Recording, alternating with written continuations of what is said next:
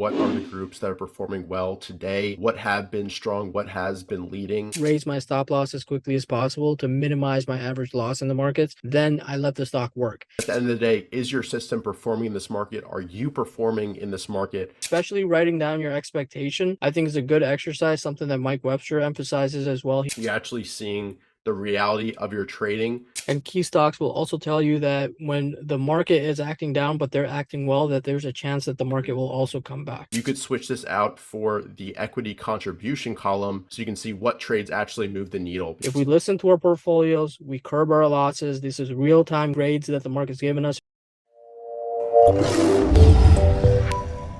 All right, welcome everybody to webinar 9 now of the Ultimate Trading Guide series. We're really excited for this one. We're going to be covering a really important concept when it comes to trading, and that is post-trade analysis as well as journaling, really key to a trader's growth and identifying areas that they can improve their strengths and weaknesses. So really looking forward to this one. We've got a lot in store for you guys, as well as some bonus resources. And as I mentioned, we're now in Framework 9 here. If you haven't yet, make sure to download the Ultimate Trading Guide. You can click the link in the chat in the description. I'll put there in just a second.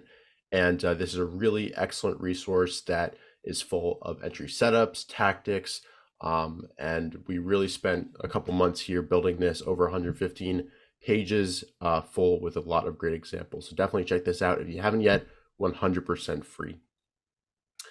All right, I'll hand it over to you to kick things off here with a nice quote from Alexander Elder. Yeah, so this quote, the reason I picked this was, the goal of a successful trader is to make the best trades. Money is secondary. So as stage 1, 2 traders, our mindset and as we enter the market, our only goal seems to be the fact that we want to make a whole bunch of money very, very, very quickly.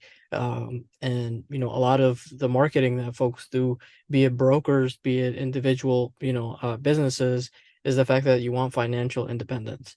But in the world of trading, it's kind of completely the opposite at the end of the day. And so is, like we've spoken about in the past 9 webinars in different professions as well. If you're process oriented, if you're focused on consistency of results, then money will follow, your path no matter what.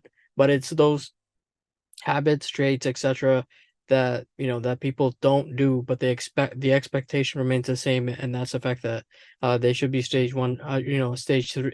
They should move from stage 1 to stage 3 in a relatively short span of time. So the reason I put this quote was post-trade analysis. You get to look at, even if you make a good trade, at the end of the day, it may not make you money, right? And if you make a bad trade, post-trade analysis is going to tell you that. So the outcome of our trades is really secondary. It's more so that we follow our process, that we do our routines correct, because over a series of trades, like Mark Douglas says, we should come out on top if we have an edge in the markets. So we can move on. Yeah, just one thing to add there. It's the post-trade analysis and journaling is also about adding that feedback loop where we've got the process and we continuously improve it over time. So again, it's not about whether you were right or wrong on a trade, whether you made a mistake or not. It's about analyzing your current strengths, your current weaknesses, where you can improve, and actually knowing kind of the truth about your trading. So 100%, that this is probably the most important webinar that we're doing in the series almost. So here's a little bit about the agenda. First, we'll talk a little bit about daily journaling. This is a little bit of a review, but it's some really important stuff. We'll talk about studying your own history, logging your trades, all of that. Then we'll get into post-trade analysis, how to calculate key metrics, analyzing trades, and we've actually got a template trade analytics sheet that we'll share the link to in the chat. And for those watching the replay, it'll be linked down below. Completely free, and it does a great job of creating a format, a framework for you to log your trades, and it calculates those key metrics that we'll talk about right there for you, and has some really nice performance plots as well. So with that, let's go ahead and dive right in with how to journal. And Rye, I'll hand it over to you. Perfect. So key parts of a trading journal. We want you guys to think a little bit holistically as to what you're doing day to day. It's journaling is not just, analyzing your trades and that's about it. It's more, every day, if you're analyzing the markets, you're doing a daily, weekly routine, you're doing a market analysis, you're analyzing leading groups, key stock analysis, portfolio analysis. So journaling, the scope of journaling, especially as stage 1, 2 traders, you want to journal as much as possible because you're documenting your thoughts, how you're acting day to day, and that really plays mentally, as to how you're, quickly you'll move from stage 1 to 2 and 2 to 3. And you'll hear some stage 3, like we've said in the past, that they don't value journaling anymore. And that's because if you're doing it for 20, 25 years or 30 years, then you're mentally doing a lot of that journaling as you go, day to day in the market. It becomes almost second nature to you. But as stage 1 and 2s, which is the majority of the audience here today, it's not second nature to us, right? And if it's not second nature to us, we have to build and do these 7 steps, or these 7 key parts that we've highlighted here, over and over again, when we get 5 years under our belt or 7 years under our belt, you might see that, 4 is not as important to me as it was, or number 2 here is not as important to me as it was before, because my type of trading might be a little bit different now. But all of us, if we want to move from stage, 1 and 2 to 3, we have to do these key parts before we kind of move on to eliminating some of them. So. Yeah, and again, like kind of everything we've talked about in this series, we're presenting a framework that has 7 steps here. You could eliminate one that you don't find useful. You could add an additional one. Really, we're trying to give you a foundation, a framework that you can then build off of and make your own. So with that, let's dive into each of the steps. So starting with market analysis, again, there's a little bit of review from the routines webinars, but it's really important. This is kind of what I do and look at on day-to-day basis. I look at daily performance of the QQQ, the IWO, the IWM, the equal weight ones as well, index ETFs, and get a sense of, what's their trend, what's the volatility like. That's pretty key as well. Ryan, I know you've been putting out some tweets about that. Um, what are the trends? Are they above or below the moving averages? All those kind of are inputs into my system about, how's the overall market backdrop doing. Again, market analysis isn't just about the indexes, but it's a good place to start, especially for newer traders. I also take into account how individual stocks and groups are performing. I also take a look at, what are key support resistance levels? What's the short-term momentum? Are we, 5 days down in a row? If so, maybe there's an increased likelihood of, a short-term rally to the upside, something like that. That's just something I keep in the back of my mind. I also look for accumulation distribution signs, what are the closing ranges, and all that kind of feeds into what's my expectation about what can happen the next few days or over the course of the next week. What's kind of logical, what would kind of, defy my expectations as well. And all that's put into my system. And at the end of the day, what's the overall market health? What's the backdrop that I could be trading in right now? And also this alone, the fact that you write this down, well, midday won't allow you to change all of a sudden what you're doing. Because when I started out very early, the first few years, I would not have a plan in place. I would not write down, hey, look at the big picture. What are the indexes doing? I would almost go towards this FOMO. What if I miss the bottom? Or what if I miss this low? Or what if the stock market rallies without me? So I didn't have this broader perspective, or I didn't write down any of the things that Richard just spoke about. And what would happen is intraday, you would go out and act, and that was not part of your plan at all. But intraday, you felt like you were about to miss the biggest rally that was ever going to happen. And if you didn't catch this particular day, then there's no other way you could do well in the markets, right? So analyzing and writing it down, or journaling each of these down as you come into the session, especially us as swing and position traders, we want to slow down time when it comes to the market and not work with the market at its pace. As soon as we try to make decisions real time and move closer to that spectrum of real time decisions, the worse we get as position and swing traders. overall. So doing this exercise, especially writing down your expectation, I think is a good exercise, something that Mike Webster emphasizes as well. He does this whole his own daily analysis, right? What would Webby do is what he calls it, where he's saying, okay, this, the market opened up, we faded, closed at the lows, and volume picked up. My expectation tomorrow is we either go sideways from here or we go lower, right? And if that expectation is broken, that could result in some sort of action. If that expectation's in line with what he had written down when the market closed the prior day, then he would either act based on that or he would just stay on the side.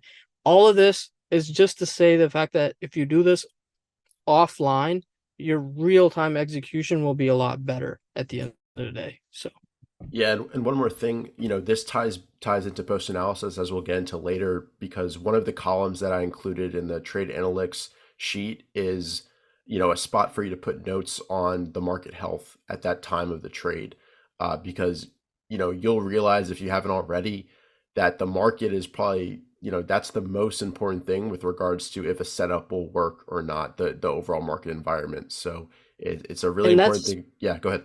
especially as stage 1, 2 Yeah. traders, because you want to maximize. You don't know, you may not have an edge, you may not have a go-to setup, you may not have enough experience under your belt to analyze the market as experienced stage 3 traders do. So it's important that you align your actions with the market because it increases your probabilities. Whereas a stage 3 trader can look at the number of stocks, the number of setups, the number based on their feel to make decisions. You cannot do that because you're developing that feel, you're developing your system, you're developing your edges as you go along. So Yeah, for sure. And, the second part, I always take a look at, what are the groups that are performing well today? What have been strong? What has been leading? Um, I consider here both individual stocks and ETFs. If I notice a lot of gap ups in a particular sector or group, that's a spot, a group that could kind of transition to be leading. And a simple way to do this, we mentioned this in the past, is create a watch list of sector and industry group ETFs.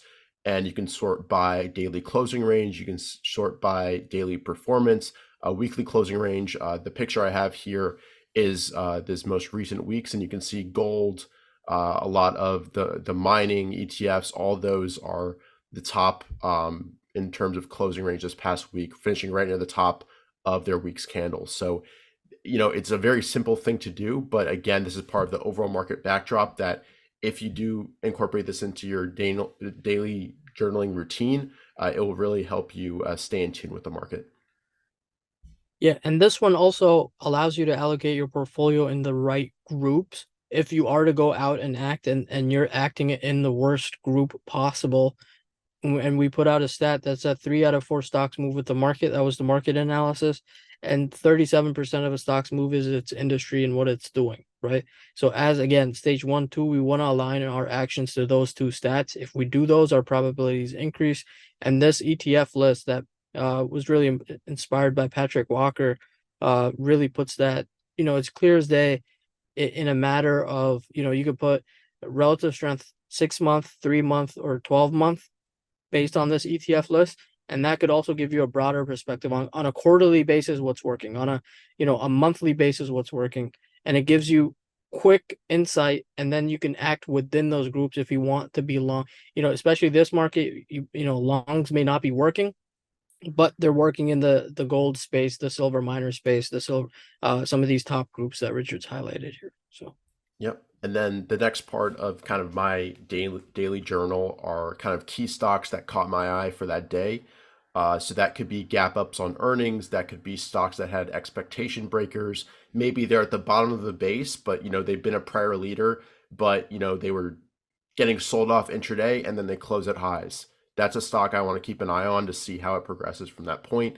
I keep track of breakouts, breakdowns, and overall, what I'm keeping in my mind during my daily journal is, how are the leaders performing right now? What's their daily performance today? What groups are most of them a part of?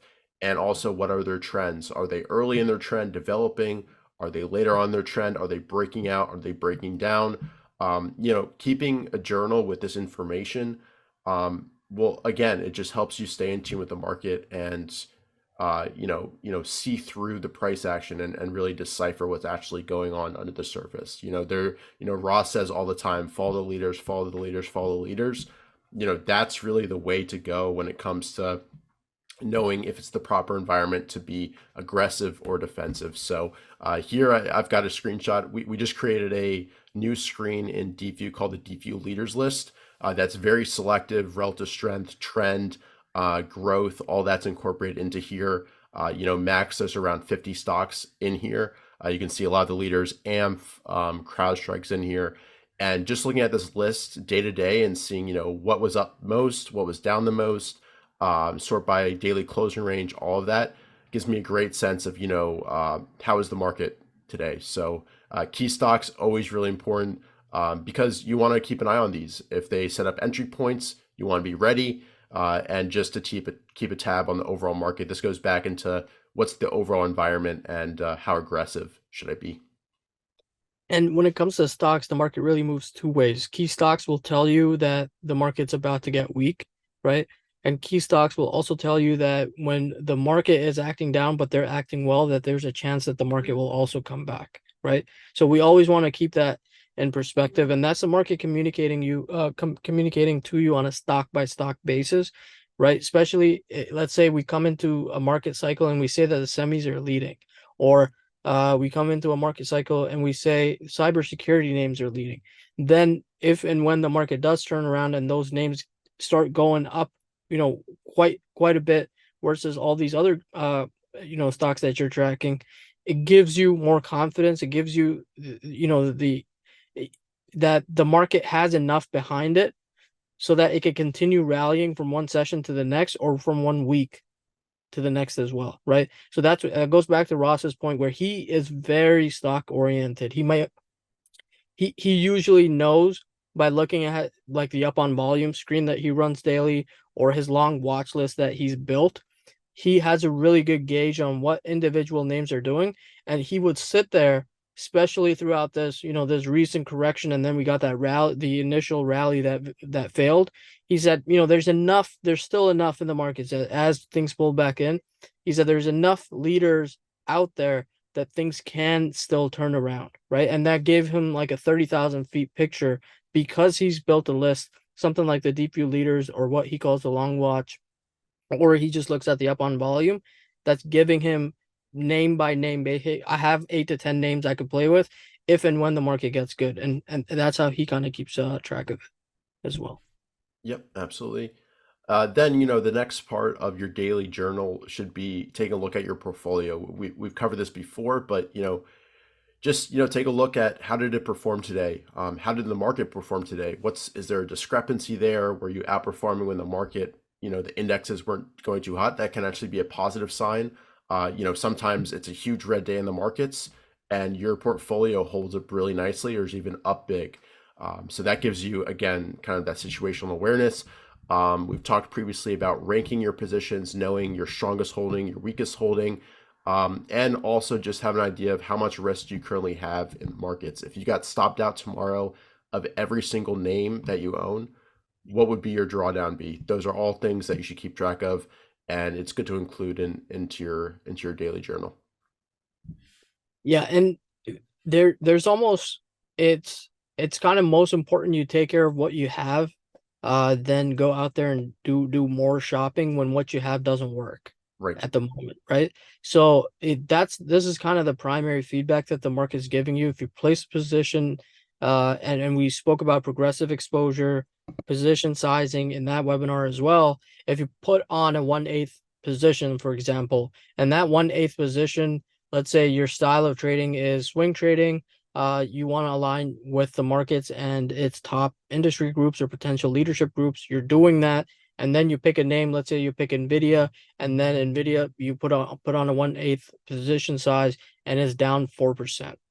That's telling you that you did the market analysis, you did the group analysis, you put on a position, and the market's not ready, right? And that's the best way to find out at the end of the day that your portfolio is real time feedback. It's almost a grade on your performance, and most people tend to not pay attention to this, because as stage 1 and 2 traders, what we're doing is we're losing more money than we're making in the markets.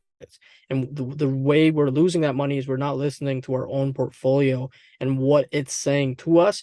Instead, we're imposing our own opinion upon our portfolio and saying, hey, these things are going to turn around.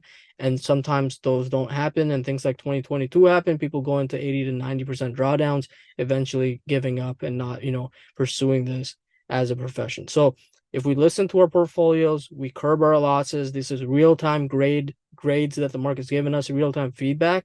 We'll be in much better shape. And this is one of the most important things for especially stage 1 and 2 traders. Stage 3 traders treat it a little bit differently. What they tend to do is they can anticipate, hey, my positions are acting strong and the market's weak, but I still don't feel comfortable, and they'll sell that stuff randomly. But that's mostly based on the fact that they can anticipate the market's next move. Like they say, when the market gets bad, they're gonna get everybody eventually. So those are different things for stage 3, but SS stage 1 and 2s, we have to focus on portfolio analysis as real time feedback. So let's Yeah, keep going. absolutely. And the next point, and we've talked about this, and Rye kind of shared his template for this as well, is to keep a trade log and keep it updated. In the chat right now, I'll post a link to a trade analytics and trade log that you can use again as your foundation. Feel free to make a copy, edit it as you will. But again, you want to log your trades so you can basically track the truth of your trading and perform, good post analysis, as we'll get to in the second part of today's webinar. Then, it's a matter of executing, looking at your trade execution that day. How did those trades perform? Again, that's feedback, just as Rye was mentioning. Focus on process over performance. Did you complete your routines that day? Did you create a plan, a daily focus list? Did you follow that plan? That's key as well. Often, stage 1, 2 traders will call audibles midday. Take a look at your entries. How close were they to the ideal pivot point that you set out and wrote down in your plan? And most importantly is, did you manage risk today? Did you set stop losses with everything? Were they placed in the correct spots? All this can be taken into account into your trade journal to make sure that, over time, you're keeping yourself accountable and can improve as a trader. Anything to add here on trade execution, or also the trade log? I know I went Yeah, through that the quickly. only thing I would say with trade execution is replace they with I. A lot of beginner traders tend to think that there's something out there that's imposing something upon them. That's why they're not profitable. So if you replace they with I, you'll be in much better shape and far ahead of, other traders that are in stage 1 and 2. So it's more so, what did I do? Did it make it to my focus list? Was it on my one of the top 5 names that I was watching? If not, then I could go back and improve my routines. It's more so look inwards than looking externally and trying to find a source of blame or something where you could almost throw responsibility on someone else, right? At the end of the day, it's our responsibility to perform the way we wish to in the markets. And if you say, if you miss something, you can always go back, analyze, get better from it, make your routines better as well. And I would just stop there and say, replace they with I, and you'll be much far along and much quicker at getting to stage 3 than most people out there. And that's a key point. Even if, a stock broke out and you missed it, if it was on your weekly focus list, or if it was on your daily focus list, that shows progress. That's positive indication that, hey, I'm almost there. I just need to improve that last bit a little bit to get that one that's going to move on my watch list. So yeah, I think that's a great point. The last piece that I do, and this is kind of the sections that I do every day, and a lot of that is kind of posted in the newsletter I put out every day. But the last bit is situational awareness, and every single section before this feeds into this, whether that's trade feedback, whether that's market analysis, group analysis, all that. Everything kind of culminates with this point. You can take into account, as I mentioned, all those different things we talked about. And then at the end of the day, is your system performing in this market? Are you performing in this market? And the final thing should be how aggressive defensive should you be going forward given all this feedback. And Ryan, I know you're great at this. You often post some excellent situational awareness messages. What's kind of going through your head every day within your journal and before market open to build a situational awareness? So this is almost like a deliberate practice based on portfolio market group and recent trades that you're talking to yourself and say you're just stopping yourself from yourself, right? If you're saying, hey, based on my market analysis, the market's not good. Based on my portfolio analysis, I'm not making progress, right? So my actions going into the day are I'm going to watch the markets and I'm not going to do anything else. That's just deliberate practice, verbalizing it to yourself so that you don't go out there and do something that you didn't plan on doing when it's 11 o'clock, 12 o'clock, or 2 o'clock all of a sudden, right? And most of the time, when you take actions that you did not plan, it always has a negative, net negative effect on your trading results as position and swing traders, right? So this practice, I tend to do this daily in the morning. We had one of the snippets that we picked up from May, right? Where even if you're dead wrong at the end of the day and you're still doing this, you will improve your awareness of what the market is doing because you'll go back and say, okay, I did all my analysis and the market did the opposite. So the next time I'm in this situation, I'll be far better along because I wrote my thoughts down. I understand what I did, what I said, and the market did the opposite. So now that's experience under your belt, and that at the end of the day is still a positive thing over a span of years. So I would say, all of this, if you put it into kind of one consolidated post, maybe we could share some sort of format. I think we shared it in one of the past webinars already, uh, with respect to that. So we get, it's a really good practice to get into. And if you follow it for 252 days in a year, you'll see at the end of it, next year you're going to be better because if the same cycle shows up, your execution automatically will take a bump up. Yeah, I mean, this slide here pretty much sums up the 7 sections that I use in my own personal trade journal. So again, you could basically make a section out of each of these steps, you know, drop in your market analysis, drop in this, drop in that, take a picture, snapshot of your portfolio, drop that in there, write a few quick sentences analyzing it. This is a great framework to start with, and then again, make it your own, figure out what works and what doesn't. So yeah, Rye, anything else you want to summarize before we move on to the post analysis section when it comes to the journal and trade log and all that? I think, use resources like we said, OneNote. You could have trading journal software if you think that's the best way. Just make it so that there's no excuse of not doing it at the end of the day.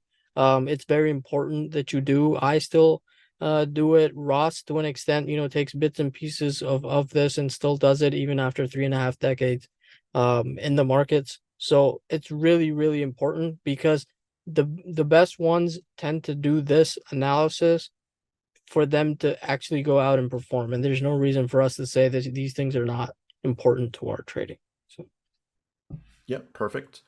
All right, so let's get in now to kind of the second section and kind of the meat of today, which is how to do post-trade analysis. And what is post-trade analysis? It's this fancy word. It just means looking at your trades, analyzing what your strengths are, what your weaknesses are, what you did right and what you did wrong, and actually like kind of learning the truth of your trading. So for me, this is kind of the framework I've created for myself, the kind of 7 key steps. First step, adopt a continuous improvement mindset. Rye's been a huge influence on me when it comes to this. Again, it's all about, you know, just trying to improve 1% every single day, every single trade.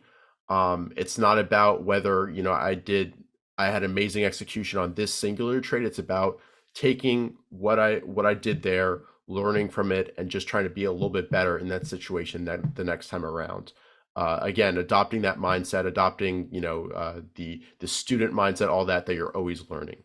Next, and we already talked about this, create a trade log. If you don't have a trade log, there's no way you can calculate a lot of the key metrics that will be very helpful in kind of visualizing and defining how you're actually performing as a trader at the end of the day. Step 3, once you've got that trade log set, you can calculate key metrics, and we'll talk about what those specific key metrics are. Step 4, analyze those key metrics. Which are ones that you're weak at, where can you improve? That will help you out a lot. Step 5 is to take a look at your individual trades themselves, annotate the charts, put in your buy spots, sell spots, what you could have done better, ideal entries, all that. Taking a look at your trades and basically kind of grading yourself from a process point of view.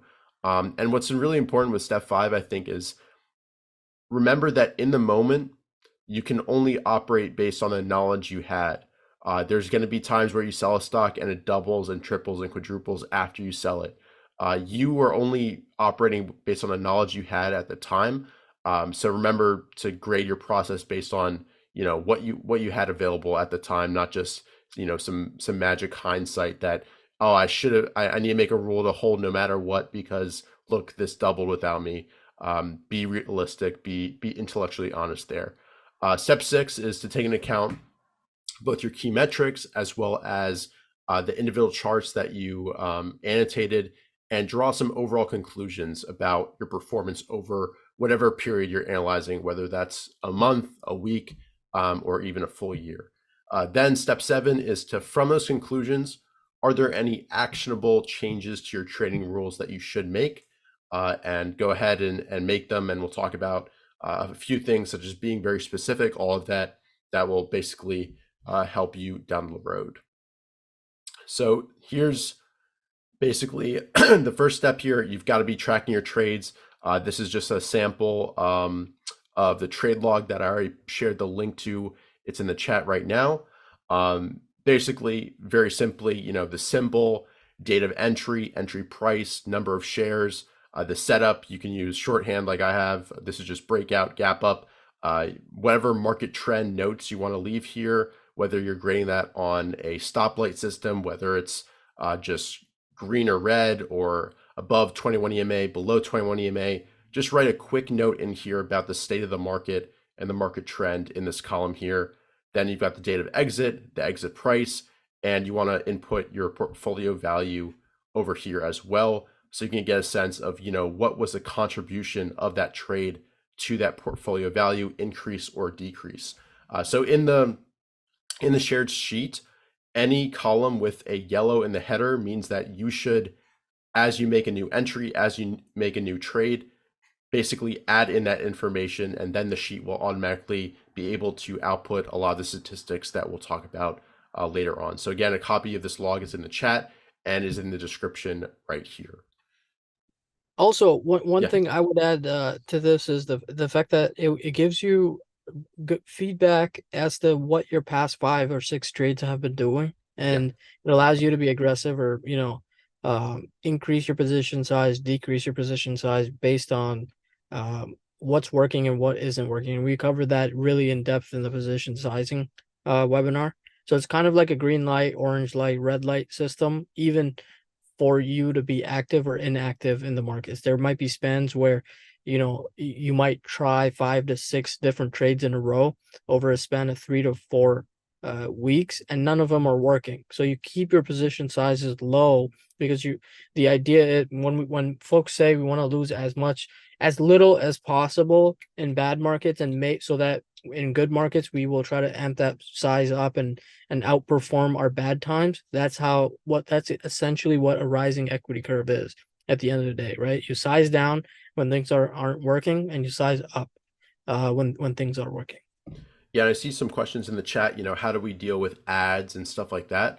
I would put that into the sheet as an additional trade, because at the end of the day, what that will tell you, and maybe you have an additional column that says, add, something like that, because you want to take a look at your ads and see if they actually help you in the market. If you make a lot of, if you add to your positions a lot, and you mark that and see in your post analysis that you always lose money on your ads, that gives you feedback that maybe you shouldn't be doing that. So I would treat it by itself, treat your core position as one trade, and that ad as a separate trade as well. All right, so calculating some key metrics. So we'll be talking about a few different metrics here. A lot of these are inspired by Mark Minervini. He's written about this in his books that are quite good. Batting average is just the percentage of basically trades that are winners. Your average gain is your average of those gainers. Your average loss is your average loss. That's a really useless definition that I just said here, but it takes the average of all your losses there. Equity contribution is basically looking at your position size as well as the performance of that trade and how much it contributed overall to your equity. So it's looking at not only the performance of the trade, but how much position size you had in that trade. Reward to risk ratio is just dividing your average gain by your average loss, basically defining, on average, what's your average gain to your average loss? What's that metric? That ratio, again, definitely should be above one, but we're shooting for 2-to-1, 3-to-1 reward to risk ratio. Also, what's pretty helpful is days held for winners, days held for losers. These I learned from Dr. Eric Wish.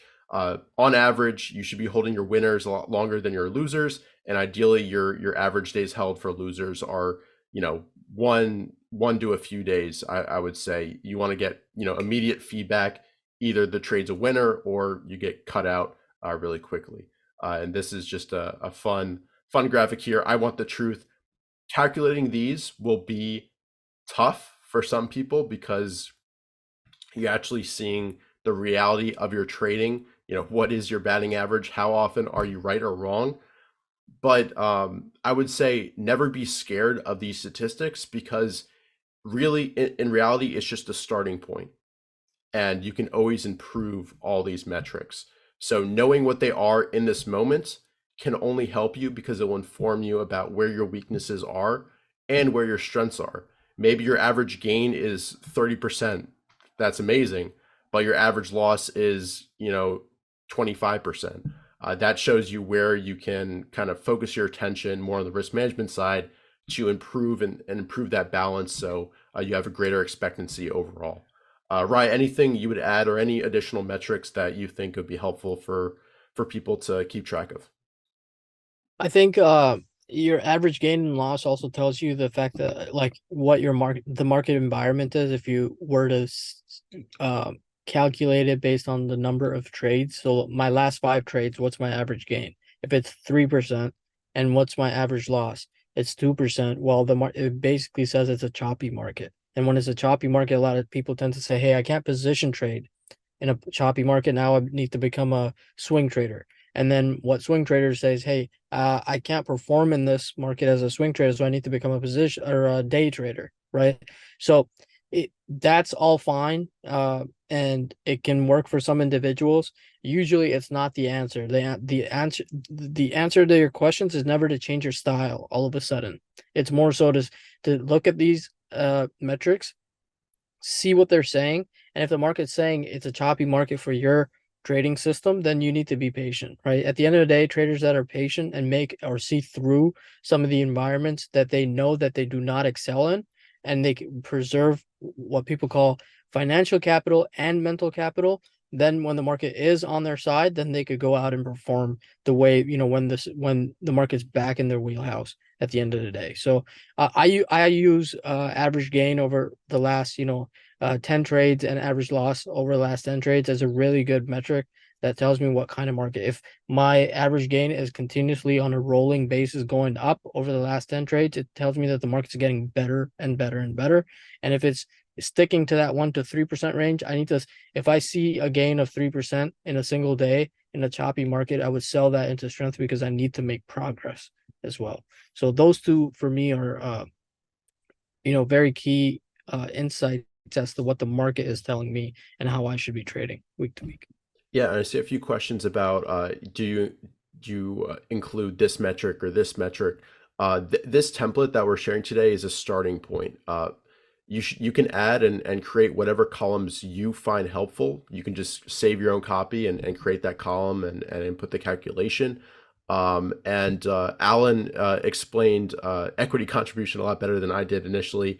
He just said it's your overall impact on your portfolio balance. So net, did the stock improve your portfolio, and by how much? So did the overall trade net you 2% on your portfolio, 3%, 5%, or did it lose 0.5%, 1%, that type of thing?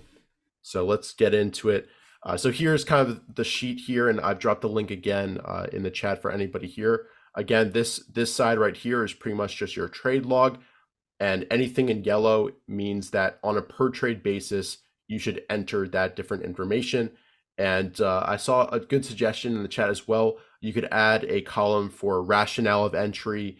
If you've got targets in mind, you could add different columns. Again, customize this to um, how you would best use it. But again, there's a balance of adding so many columns that you never do it, right? You want to make sure at the bare minimum you input this stuff. And portfolio value is your total account at that time, and that helps calculate this equity contribution. So for instance, this first trade, Adobe, it was a 20% gainer, and the overall equity contribution was 2% because you had 100 shares of it and your overall portfolio value was $100,000. Then over on the right hand side, these are additional metrics that are calculated for you when you've got a series of trades down here. We've got the total number of trades, your batting average, the percent that you're right, your average winner, your average loser, average days for winning positions, average days for losing positions, reward to risk ratio. We've got a 2.52 with all these dummy sample trades, your largest win, your largest loss. And I might add today afterwards, Rye, since it's so important to you, and I think it's a really good metric. Of the last 5 trades, how did those perform? I can add some spots down here to put that in. But these are kind of the key metrics that give you a great sense of your overall performance during that period. Just number of trades, in a choppy environment, likely you want to kind of minimize this to make sure that you're not chopping yourself up. Batting average, everybody wants to have a 90% batting average. Most of the people who I've interviewed, their batting average is 50% or less. And it's kind of in the best of the best markets that they've got a 50% win rate, maybe even getting up to 60% in the best of the best 2020 markets, that type of thing. But some of them have had like 30% or 40% batting average. And this is kind of almost a vanity metric because if you're keeping your losses really small, it's going to artificially lower your batting average because you're managing risk tightly. You're taking a lot of, small losses that don't really hurt your overall account. But those winners, that's what you want them to kind of pay for. Average winner, average loser, again, you will have your own metrics in mind with what you want to achieve there, depending on whether you're a swing trader and just kind of turning over your edge, or if you're more of a position trader, longer term trend follower, that type of thing.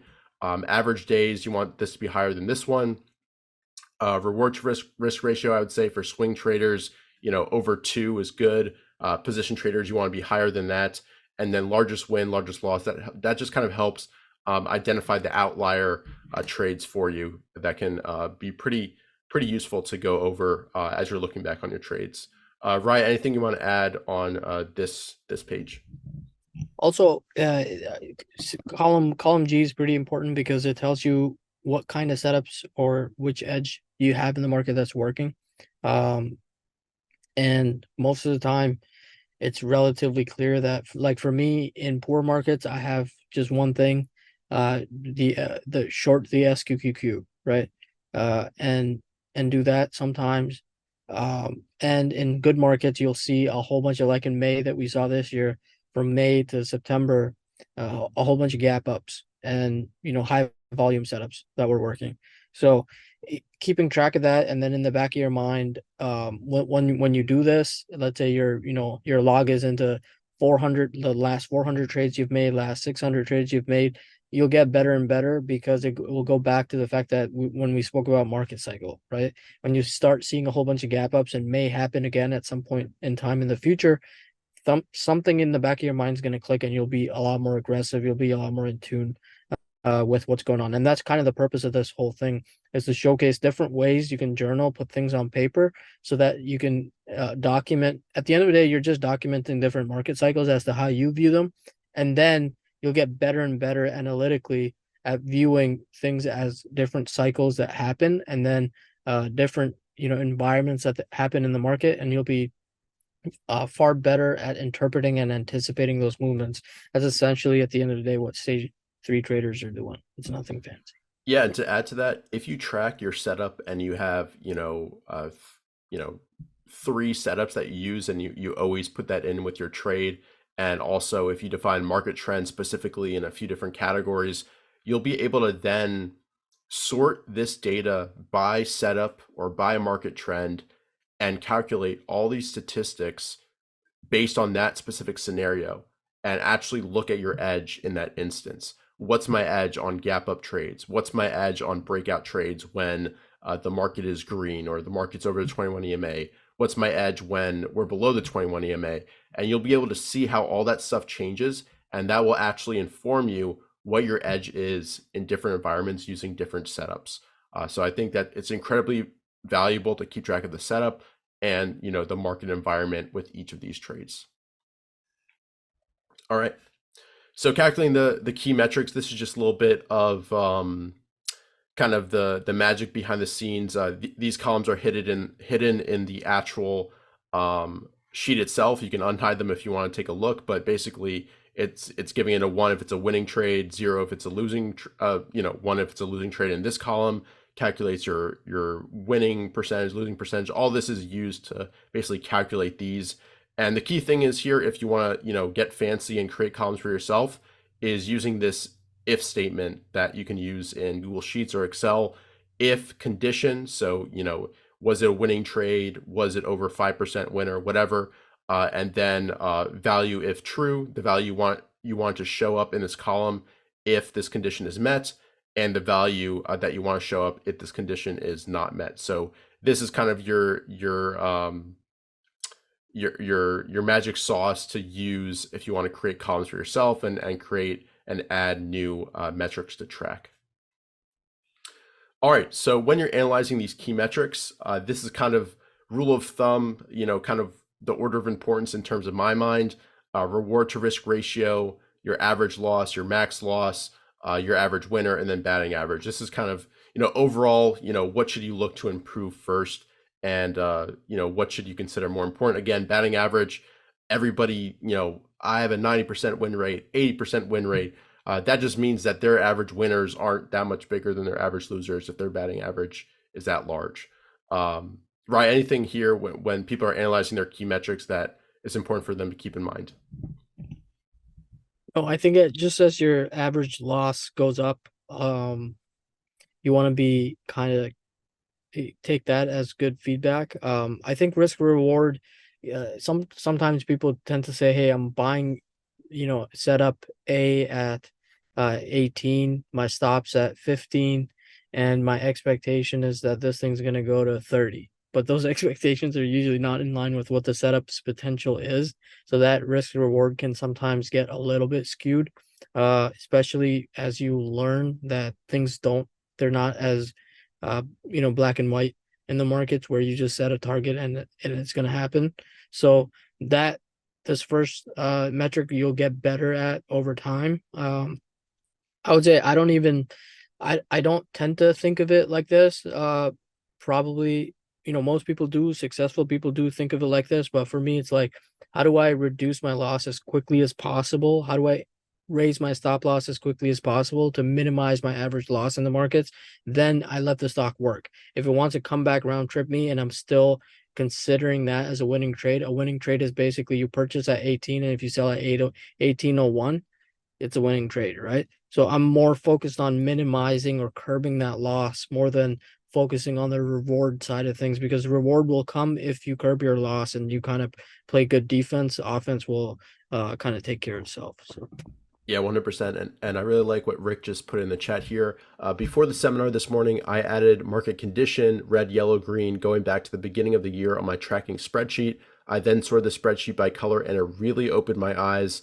I tend to force trades, and this analysis clearly shows me to avoid trading conditions when conditions are red. So yeah, again, this stuff is really important, and it really shows you the truth about where your edge is and what your edge is in different environments.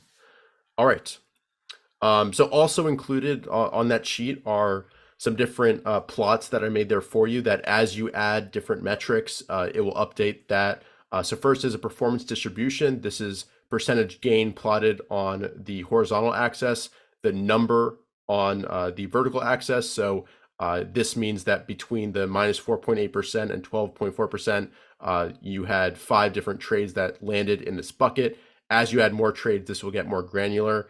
But basically, what you want to see with this type of histogram is that basically you want to see it truncated pretty tightly to the loss side. So you definitely, this is a little bit bad. Even the sample trades I put in here. Ideally, you want to see this truncated before minus 5%. So a lot of your losses will be stacked in the 0 to minus 5% bucket. And then to the gain side, you want to see outlier trades all the way out to the right hand side, but also a lot of them around your average gain as well. That shows you that it's kind of a good trading histogram when all your losses are truncated very tightly, and then you've got kind of a spread out gainer distribution. Right, I don't know if you've kind of visualized your trades here, but I think this is an interesting way for people to take a look at their performance. Yeah, and I think some of these ideas that we have, we will definitely implement in DeepView when we get started with our trade analytic module. So that will Yeah, be we'll good. make it easier so you don't have to do this manually. So for sure, for sure. And then the other plot I have is just performance on a symbol basis, so you can really see what trades really moved for you. And you could also, instead of just percentage gain on that trade, you could switch this out for the equity contribution column, so you can see what trades actually move the needle. Because at the end of the day, if you made 20%, 100%, 1,000% in a stock, and you had 1 share or 2 shares, 5 shares, it doesn't really matter. It feels good. I had 1,000% winner, I had 100% winner, but it's not going to move the needle and actually improve your performance. So this is again another plot incorporated into the sheet that you can make use of. All right, so when you're analyzing metrics, here are a few ideas to think of when it comes to plots that you could also add. Performance versus market type. You could look at what's your performance in red markets, green markets, however you define that. We've talked a lot about defining your market environment in previous webinars. Again, we talked about performance versus a setup. For gap up setups, what's my typical performance? What are my metrics? Capping profits, equity contribution distribution. I just mentioned this. By setup, by market, all of that. So these are just some ideas of different graphs and different ways to think about the data that you're collecting in terms of how can I decipher it? How can I find the key trends, key areas where I can improve, as well as my strengths as well. All right, so getting into the fun bit now. So that's kind of the data side of things, and that's from your trade log. The next step is to actually annotate your trades, both winners and losers, and if possible, I say here, annotate every single trade. You'll learn so much from doing that, but we recognize that people work full time, time's limited, all of that. So I would say at the very least, over a certain period, whether that's a month, 2 months, whatever, analyze your top 10 winners by either performance or equity contribution. I kind of recommend equity contribution, as well as your top 20 losers, as well as any kind of key outlier trades. Was there a winner that went 100%? Was there a huge gap down? All of that. You definitely want to make sure that you incorporate this into your analysis. And kind of as I mentioned earlier, when you're annotating these charts, remember to be intellectually honest with yourself. You only had the information available at that time. That's how you made that decision. Looking back, you're not feeling the emotions that you were feeling at that moment. Maybe on that day that you sold out of nowhere, where you broke your trading rule, the overall market was in pullback mode. Every position you had was under pressure, and you're feeling that in your portfolio. So keep all of that in mind as you're annotating these charts, and try to be intellectually honest with yourself, as well as think about ways to improve. So here's kind of a list of things to annotate: buy points, sell points, the edges that you had initially that put the stock on your radar, maybe label the spot on the chart that you found the stock, if you have that, where it showed up in your screens. Key price and volume characteristics. We've talked a lot about edges, setup, entry tactics, all of that. You can label that on your charts. Key market trends. Was the market pulling back while this was moving higher? Was it in an RS phase? All of that, as well as any kind of key fundamental announcements, earnings reports, different product announcements, all that stuff. And then in, this is kind of a bonus, but in another color, you can basically add in any earlier buy points that meet your conditions that you kind of missed beforehand, and kind of, in an ideal world, where would your rules tell you to sell, and how would you stay into the stock longer if you felt like you sold it kind of prematurely. Right, anything you add when you kind of look at your charts going back in time, what do you kind of focus on? So when I tend to kind of annotate charts, the way I'm looking at it is, eh, one is it basically entry, exit, and did I follow that? That's kind of the first layer. That's the very basics of it. Second, I tend to also almost do post, like after the fact. Could I have entered a little bit earlier if possible, just to improve my processes? That's another thing. Um, and very, I keep it very basic. Price, volume, and a couple of moving averages. People tend to do, Kelter channels and Bollinger Bands and all of this stuff. But the simpler you make your analysis, the better it's going to be over time. So for me, yeah, relative strength versus the S&P. We've gone over like trades in depth, like we did PLTR, Uber, and some of these in the past webinar. All I'm analyzing is price and volume with a little bit of relative strength, and usually that works quite well for me. So Yeah, this is an example from the 2020 model book that Ross put together. So this gives you kind of an example of what to shoot for, looking back on the stock, and how you could have traded all of that. And something that I find useful is, don't just look at the period that you traded. Expand the chart a little bit out, and see like what could have been captured if it continued in its trend and all of that. And again, as Ryan mentioned, take a look to see if there are any earlier entries that meet your criteria where you could have positioned in the stock. also, Yeah. we did a whole technical analysis series last, a couple of quarters ago on your channel, Richard. Those examples where we went quite in depth with, bar by bar type analysis. I think that's super valuable to do as well. So if you guys haven't watched those, we could probably link them in the description of the video at some point when we release it. Those are very in depth. Like, we tried to put all our thoughts together as to what we were thinking as the trade happened and how it played out day to day. I think those are super valuable for people to look at as well. Yeah, we'll link that below. So perfect. And some things to think about with each chart that you go through. Again, focus on the process more than, what was your actual performance in the trade. Think about how you can improve. Think about what was your plan going into the trade. What were your edges?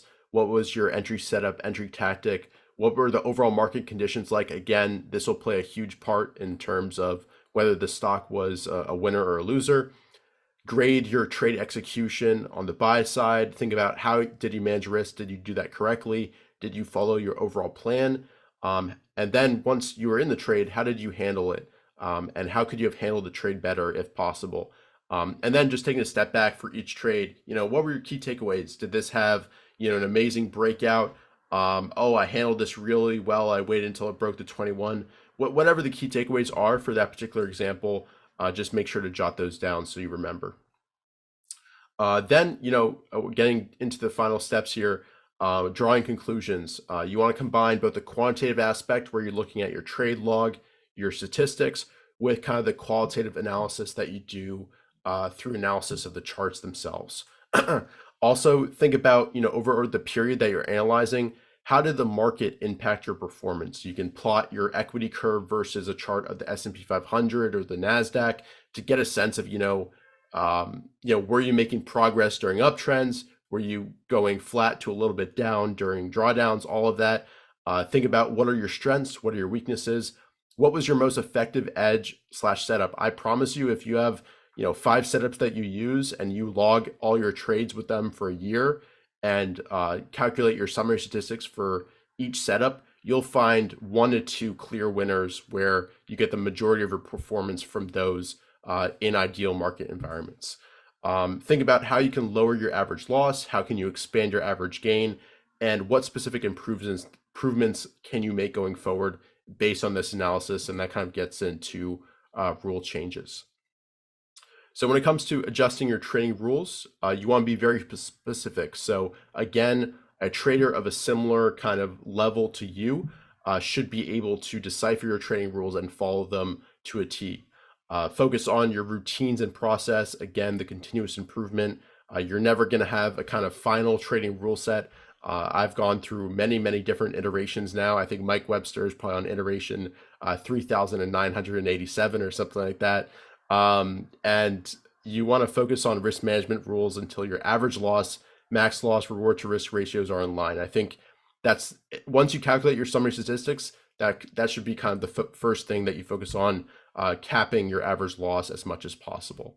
Ryan, anything that you want to add looking back on the past few slides? Yeah, I mean, I think too much adjustments too quickly with lack of evidence is again it's just a lack of experience. So too many traders will try something, not see it through, and then change it up and then see if it sticks, and then it sticks for a week, and then day 8 it doesn't work. Now they want to go to something else. So I think the first point that we made, be Pacific, is probably the most important point here, and you have to see things through even if it means you see failure in them.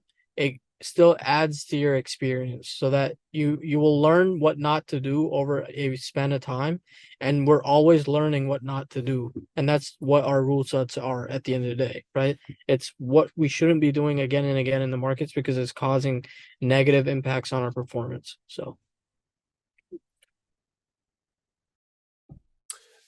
So bonus here, you can kind of combine all this analysis for the trading period and kind of create a quick report for yourself that you can refer back to in the future. Uh, Again, these are kind of the key sections that you can include. It basically incorporates everything we've talked about, and creates a nice little package that you can analyze all your trades from 2022 and then put it in this report, and then you can always refer back to it. What were you doing right? What were you doing wrong? What did I learn from that period? And probably going back, you'll remember lessons that you need to remember even into the future. How often should you do post analysis? Ryan, you want to take this? Yeah, so I think stage one traders should almost do it weekly. I think, some people say, hey, weekly is a little too much, but at the end of the day, at stage one, you're losing money, and you're losing money usually very fast at the end of the day. So I would say the newer you are to the trading world, the more often you should do this, because you're losing money and you want to stop losing money, and you want to move from at least from stage 1 to 2 where you kind of find some sort of equilibrium and you're not losing as much. Stage 2 traders, we're boom bust traders at that point. We could do it on a monthly basis. I think that's a good uh you analyze what you're doing monthly at the very least, and these are minimum guidelines. I would say you could be more aggressive. Stage 2 traders could also do it weekly, and then stage three, when you get there, someone like Ross, he knows what he's doing wrong, and is mostly for stage 3. It comes down to taking time off. So they take more time off, recoup mentally, and then come back to the markets, and then they perform better naturally, or the market is now trading with their style, and they know that it's the right time to get back in, right? But going back to the main point here, stage 1 and 2 should do it more often, and um there's really no, if we say monthly here, and as stage 2 traders, you want to do it bi-weekly, it's even better in my opinion, because you're looking at what you're doing, you're looking at your mistakes, you're going to improve your rule sets when you do that. You're going to look at your stats, and your average loss continuously is increasing or remains the same, and you need to curb your average loss to be a little bit less, so that you could turn into a stage 2 from stage 1. All of those things play a big role, and the frequency of it has to be really high in stage 1 and 2. Yeah, in the chat, everybody right now, I'd be curious to hear, how often do you do post analysis, and when was the last time you did post analysis? So be curious to hear there. And if you haven't done post analysis yet, definitely get on it. Nice. We see some weekly in there. Weekly, nice. Every 25 trades, nice. I saw a never in there, Alberto. Maybe get on that though. From your comments, I think you're doing all right. More stage 2, stage 3. Monthly, nice, good. All right. So hopefully we've convinced you to do it more. Whatever the frequency is, hopefully we've convinced you to do it a little bit more frequently. Here's a bonus as well, kind of a yearly trading report card. I kind of came up with this format. I iterate a little bit on it every year, but if after you do kind of your yearly performance review, post trade analysis, you can kind of fill out this, and it kind of summarizes the key aspects of trading, and you can kind of give yourself a grade at the end of the day, and things to work on going forward. So you can read through that on your own, and it covers a lot of what we've already kind of talked about today. So that's pretty much it. Before we wrap up, Brian, any kind of overarching things you want to remind everybody with when it comes to post analysis and or journaling as well? I think making it a habit of some sort with some sort of frequency is very important with stage 1 and 2 traders. And as we do that, you'll see your results and you'll improve and you'll do what the market is asking you not to do because you're looking at your stats, your results, and you're analyzing what you're doing rather than just going out there doing stuff and not looking back at why is it that you're not performing in the market. So and also, much of what we spoke about today, our goal is to make that as easy as possible with Deep View. Most of next year, in quarter 1, we're going to come out with a trade analytics module, but then after that, we're going to expand quite a bit as to how we can make this a lot less frictionless, right? You can connect to your broker, import your trades into Deep View. We'll give you the analytics. We'll give you we'll set up reminders for you and all of that stuff that we spoke about today. We want to make that as easy as possible so that it impacts your results and your performance in the markets. And that's why we're building this tool, Deep View. And you could go check it out at deepview.com. So For just a minute, I want to just show live. Here is the trade template. Here are the plots over here that create for you based on the trade logs. What you want to do is navigate to the link, go file, make a copy, and then you're able to edit these different entries for yourself. Obviously, you want to delete this content. Try not to delete any of the formulas. That would kind of mess it up, but you can always remake a copy. But basically, add in your own trades here. You can add more trades down here, and then all this stuff you'd want to kind of drop down the formulas like this, drag it down, and then this will update there for you. So with that, I think we can pretty much wrap today up. Thank you guys all for tuning in. We'll present this again. If you haven't yet, please download the Ultimate Trading Guide. We think it's a really amazing resource. And yeah, thank you guys all for tuning in. Right, any last words that you want to leave everybody with? no, I think we'll wrap this up next Saturday, right, with the last framework and kind of bring everything together. Bring a lot of, we'll probably on social media reach out if you guys have any questions that we will answer. So we'll do some sort of extensive Q&A to answer as much as of those questions that you might have over the last 9 weeks that we've done this, right? So I think the next one is going to be a great one, and then feel free to share this with anybody. All of this is free on YouTube and all the PDF as well. So Yeah, perfect. So thanks everybody again. If you're watching the replay, make sure to leave a like down below, subscribe to the channel, and we look forward to seeing you guys in future webinars and future videos. So take care. Cheers.